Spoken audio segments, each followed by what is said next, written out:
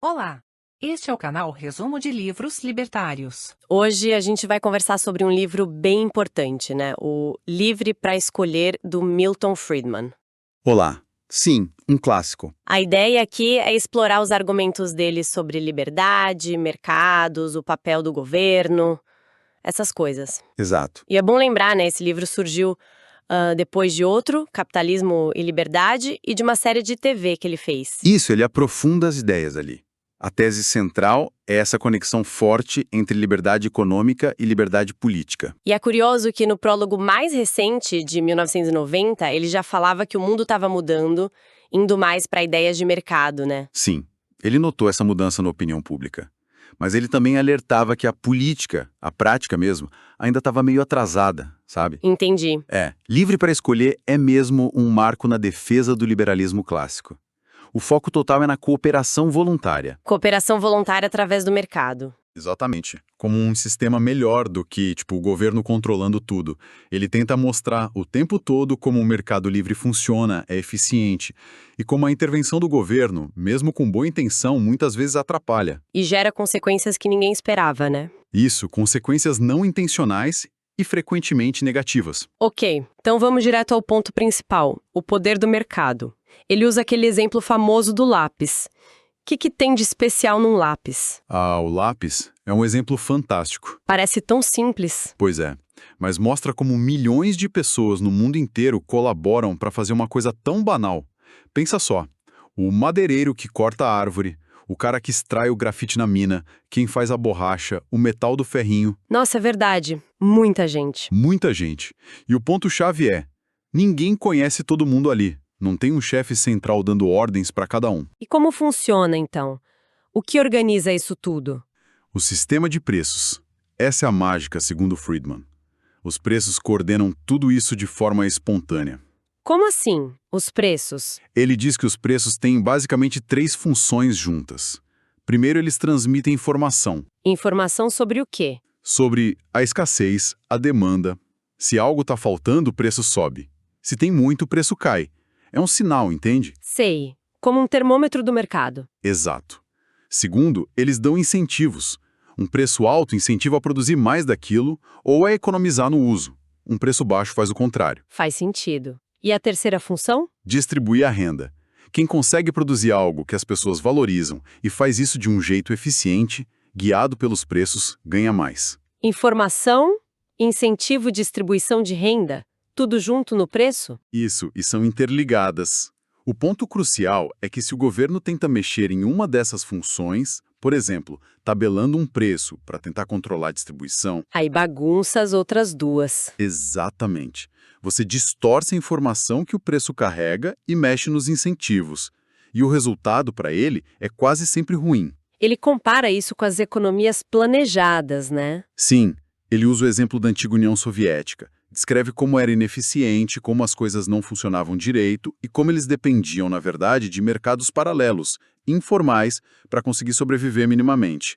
Entendi a força desse mecanismo de preços e como ele conecta essa liberdade econômica com a liberdade política. Ele busca inspiração lá atrás, né? Adam Smith, Thomas Jefferson. Busca sim.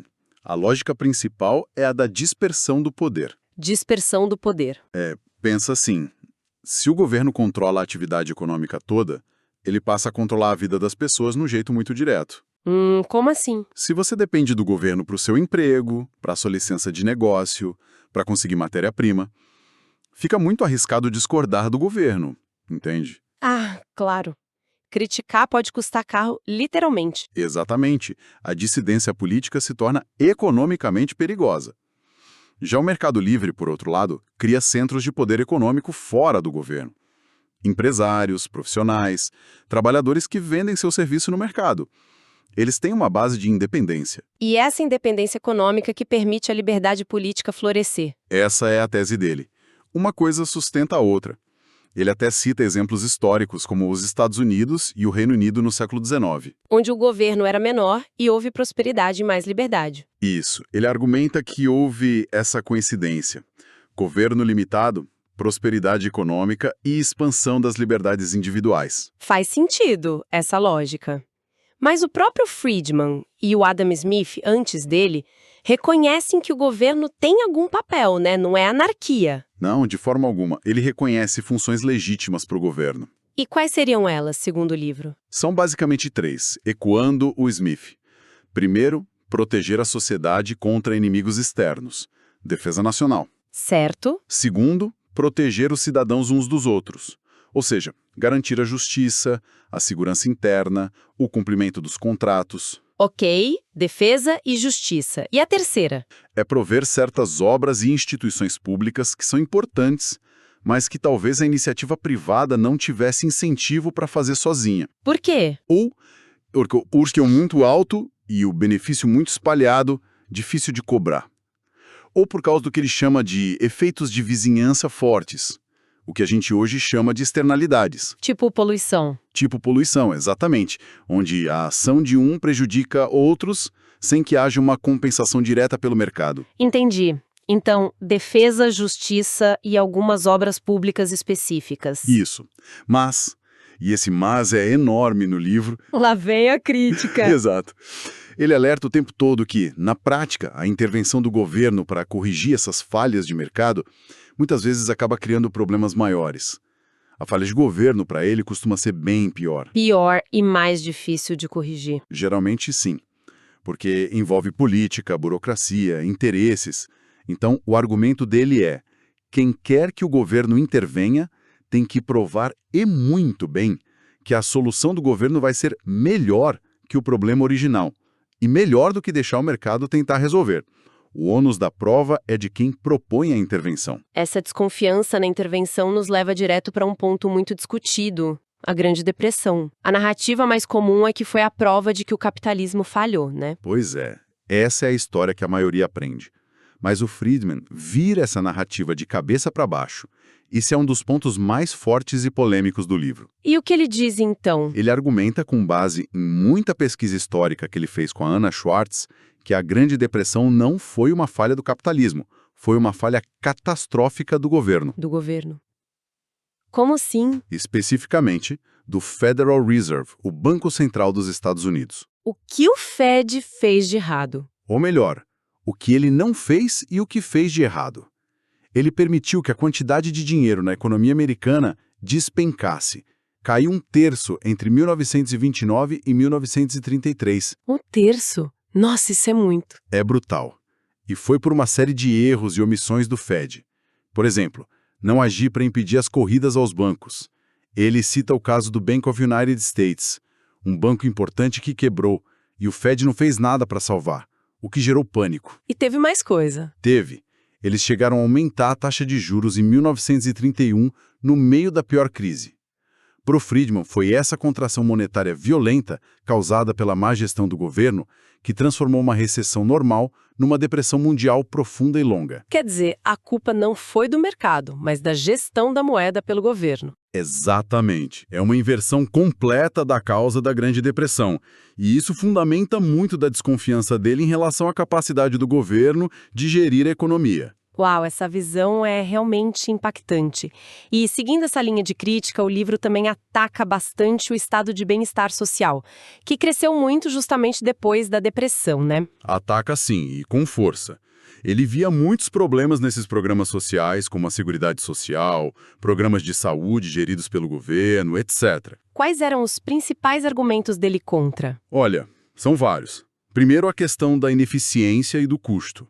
Ele argumentava que esses programas tendem a crescer sem parar, a virar monstros burocráticos. Ele cita exemplos? Cita o orçamento do HEW nos Estados Unidos, que era o Departamento de Saúde, Educação e Bem-Estar na época, que explodiu e que muito dinheiro se perdia no caminho, não chegava a quem realmente precisava ou beneficiava a classe média e os próprios burocratas. Além da ineficiência, o que mais? A questão da liberdade e da dependência. Ele achava que esses programas criavam uma cultura de dependência do governo. As pessoas deixavam de contar com a própria iniciativa, com a família, com a comunidade. E a liberdade entra onde? Entra porque esses programas são financiados por impostos, que são coercitivos, né? Você é obrigado a pagar. Então é menos dinheiro que a pessoa tem para escolher como gastar. e o governo decidindo por ela. Tem aquela analogia que ele usa das 4 formas de gastar dinheiro? Ah, sim. É ótima. Você gasta seu dinheiro com você mesmo, aí você busca o máximo de valor e economiza. Você gasta seu dinheiro com outra pessoa, você economiza, mas talvez não busque o melhor valor para ela. Certo. Você gasta o dinheiro de outra pessoa com você mesmo. Aí você não economiza tanto, mas busca o melhor valor para você. E a pior combinação? Gastar o dinheiro dos outros com os outros. Exato. Que é como ele via o gasto do governo. Não tem incentivo nem para economizar, nem para buscar o melhor valor para quem recebe o serviço. Por isso a tendência à ineficiência e ao desperdício. E qual seria a alternativa dele para ajudar os mais pobres, então? Em vez dessa rede complexa de programas, ele defendia o imposto de renda negativo. Imposto de renda negativo. Como funciona isso? A ideia é simples. Quem ganhasse abaixo de um certo nível de renda, não só não pagaria imposto, como receberia dinheiro do governo para complementar a renda. Seria uma ajuda direta em dinheiro, muito mais simples e daria liberdade para a pessoa escolher como gastar. Interessante, bem mais direto mesmo. O livro também discute muito a questão da igualdade, ele faz umas distinções aí, né? Faz, e é fundamental para entender o argumento dele. Ele diferencia tipos de igualdade. Quais? Ele defende o que chama de igualdade perante a lei ou igualdade pessoal. A ideia iluminista de que todo mundo tem o mesmo valor e os mesmos direitos básicos. Isso está ligado à liberdade. Certo, essa é a igualdade de direitos. Isso. Ele também vê valor na igualdade de oportunidades, no sentido de remover barreiras artificiais, como leis discriminatórias, para que cada um possa ir o mais longe que seu talento permitir. E qual ele critica? Ele critica fortemente a busca pela igualdade de resultados. A ideia de que todo mundo tem que ter a mesma renda, o mesmo padrão de vida, o mesmo resultado final. E por que ele acha que essa busca é ruim? Por vários motivos. Primeiro, ele diz que ela é incompatível com a liberdade. Para igualar resultados, o governo precisa usar a força para tirar de uns e dar para outros. Faz sentido. Segundo, ele acha que isso acaba com os incentivos. Por que se esforçar, inovar, correr riscos, se no final o resultado vai ser igual para todo mundo? Isso diminuiria a produção e a riqueza da sociedade como um todo. Desistiu a ambição, né? Exatamente. Terceiro, ele acha que é impossível definir o que seria uma parte justa para cada um na prática. Quem decide? Com base em quê? E no fim das contas, ele argumenta que a busca por essa igualdade de resultados não leva a uma sociedade mais justa ou rica, mas sim à tirania e a um padrão de vida mais baixo para todos. Ele cita exemplos para isso. Cita a experiência do Reino Unido na época, que ele via como tendo ido longe demais nessa busca, e compara o dinamismo das economias de mercado com a estagnação dos estados socialistas. Então, para ele, o capitalismo, mesmo imperfeito, gerou mais prosperidade e até menos desigualdade real para a pessoa comum. Sim, essa é a conclusão dele, que o capitalismo tirou muito mais gente da miséria do que qualquer sistema alternativo que tentou impor a igualdade de resultados. A análise dele sobre a educação pública, principalmente nos Estados Unidos da época, é bem dura. O que ele criticava? Ele via um sistema muito engessado pela burocracia, com pouca variedade, pouca inovação e principalmente com pouquíssima escolha para os pais. Especialmente os pais mais pobres, imagino. Exato. Eles ficavam presos às escolas públicas do bairro, mesmo que fossem ruins. E ele argumentava que o sistema era muito influenciado pelos interesses dos produtores, sindicatos de professores, administradores e não tanto pelos consumidores, que são os alunos e os pais. E a solução seria o voucher. Como funcionaria? A ideia era o governo dar aos pais um título, um voucher, com um valor X por filho em idade escolar. E os pais usariam esse voucher para quê? Para pagar a mensalidade em qualquer escola aprovada que eles escolhessem. Podia ser uma escola pública de outro bairro, uma escola particular, religiosa, o que fosse. Ah, então introduziria a competição no sistema. Exatamente. As escolas teriam que competir pelos alunos e, portanto, pelos vouchers. Isso, na visão dele, forçaria as escolas a melhorar a qualidade, a serem mais eficientes, a oferecerem diferentes abordagens para atrair os pais. Daria poder de escolha aos pais, principalmente aos de baixa renda, que teriam como sair de uma escola ruim. Esse era o ponto central. Empoderar os pais e usar a competição para melhorar a qualidade para todos. E ele falava algo sobre ensino superior também? Falava. Criticava os subsídios públicos às universidades, dizendo que eram regressivos. Regressivos, por quê? porque, na prática, beneficiavam mais os filhos de famílias mais ricas, que já tinham mais chance de chegar à universidade, e quem pagava a conta via impostos era toda a sociedade, incluindo quem nunca pisaria numa faculdade. E qual era a alternativa dele? Ele sugeria sistemas de empréstimo estudantil em que o pagamento fosse vinculado à renda futura do aluno. Se ganhasse mais, pagaria mais rápido. Se ganhasse menos, pagaria menos ou talvez nem pagasse. Entendi. E essa mesma lógica de usar a competição e a escolha se aplica à proteção do consumidor? Ele achava que o mercado protegia o consumidor? Em grande parte, sim. A principal proteção para ele vinha da competição. Se uma empresa oferece um produto ruim ou um serviço péssimo, o consumidor simplesmente vai para outra. A concorrência força a qualidade. Exatamente. E o livre comércio internacional era visto como fundamental aqui, porque aumenta muito a concorrência. Além disso, tem a questão da reputação das marcas. As empresas têm interesse em construir e proteger sua marca, e isso passa por oferecer produtos bons e confiáveis. Mas e as agências reguladoras? A Anvisa, o Inmetro aqui no Brasil, a FDA nos Estados Unidos. Elas não são necessárias? Aí ele era muito cético. A crítica principal dele é que essas agências, com o tempo, frequentemente, acabam sendo capturadas pela própria indústria que deveriam regular. Capturadas? Como assim? As empresas reguladas acabam influenciando as regras para benefício próprio. Muitas vezes usam a regulação para criar barreiras à entrada de novos concorrentes, para manter o mercado mais fechado e os preços mais altos. Ele dá exemplos disso? Dá vários exemplos históricos dos Estados Unidos. Fala da ICC, que regulava transportes e acabou cartelizando o setor. Fala da FDA, a Agência de Alimentos e Remédios, argumentando que a burocracia dela atrasava a aprovação de medicamentos úteis que já estavam disponíveis em outros países, o chamado drug lag. Atraso de medicamentos. E isso prejudicava os pacientes. Sim, essa era a acusação. E, às vezes, a própria regulação criava problemas inesperados. Ele cita o caso do Tris. 3. O que foi isso? Era um produto químico retardante de chamas que se tornou obrigatório por regulação em pijamas infantis nos Estados Unidos. Depois descobriram que era cancerígeno, quer dizer, a intenção era proteger, mas o resultado foi o oposto. Nossa, que exemplo forte. Então, para ele, menos regulação seria melhor. Em geral, sim. Ele preferia confiar mais na concorrência e na reputação. E para problemas como poluição, ele preferia usar mecanismos de mercado. Como assim? Em vez de o governo ditar exatamente como as empresas deveriam produzir para poluir menos, regulação de comando e controle, ele preferia que o governo taxasse a poluição. Daria um incentivo econômico para a empresa encontrar o jeito mais barato de poluir menos. Usar o preço para resolver o problema da externalidade. Exato. A mesma lógica do poder dos preços. Entendi. E falando em distorções, o livro também analisa o papel dos sindicatos. A visão não é muito positiva, né? Não é mesmo. A análise dele é que os sindicatos, no contexto moderno, não conseguem elevar o nível geral dos salários de todos os trabalhadores. Mas eles não lutam por salários melhores? Lutam, mas o que eles conseguem, segundo Friedman, é usar o poder deles muitas vezes, um poder garantido por leis especiais, como restrições à entrada em certas profissões, licenciamento, ou regras como a Lei Davis-Bacon nos Estados Unidos, que exigia salários altos em obras públicas para elevar os salários dos seus membros. Ah, dos membros do sindicato, não de todo mundo. Isso.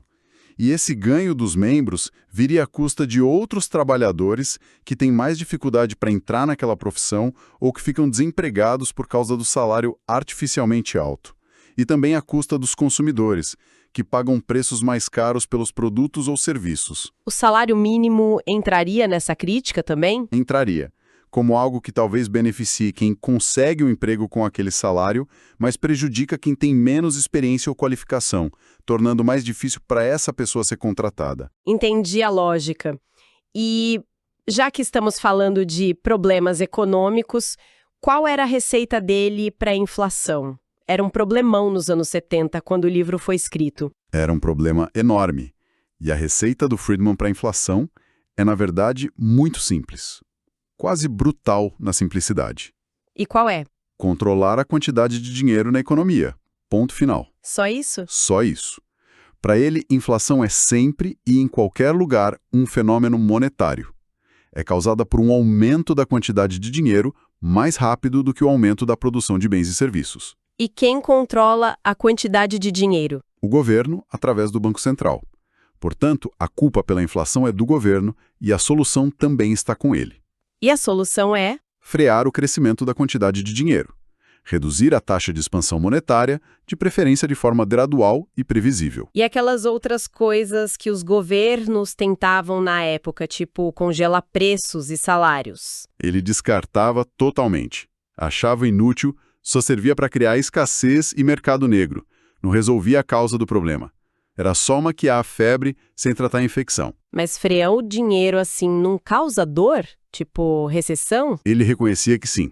Podia ter um custo temporâneo, uma recessão, porque as expectativas das pessoas sobre a inflação futura demoram a se ajustar à nova realidade de menos dinheiro crescendo. E tinha como aliviar essa dor? Ele sugeria que a indexação, corrigir salários e contratos pela inflação passada, poderia ajudar um pouco na transição, a reduzir o impacto no emprego enquanto as expectativas não se ajustavam totalmente. Mas a cura mesmo era uma só: disciplina monetária. Entendi. Então, se a gente fosse resumir a mensagem central de livre para escolher, qual seria? Olha, eu diria que é uma defesa apaixonada e argumentada da ideia de que a liberdade econômica, baseada em mercados livres e propriedade privada, com um governo estritamente limitado às suas funções essenciais. É o melhor caminho para a prosperidade e também para a liberdade política e individual. Exatamente. E como consequência, é uma crítica muito forte a quase toda forma de intervenção do governo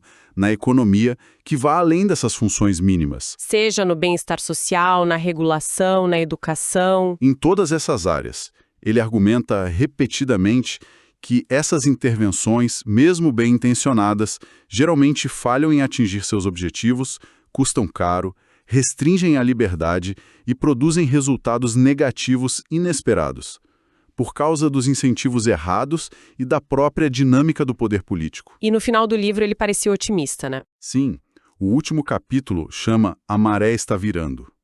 Tanto na primeira edição, no fim dos anos 70, quanto na reedição de 1990, ele sentia que a opinião pública estava se cansando do governo grande.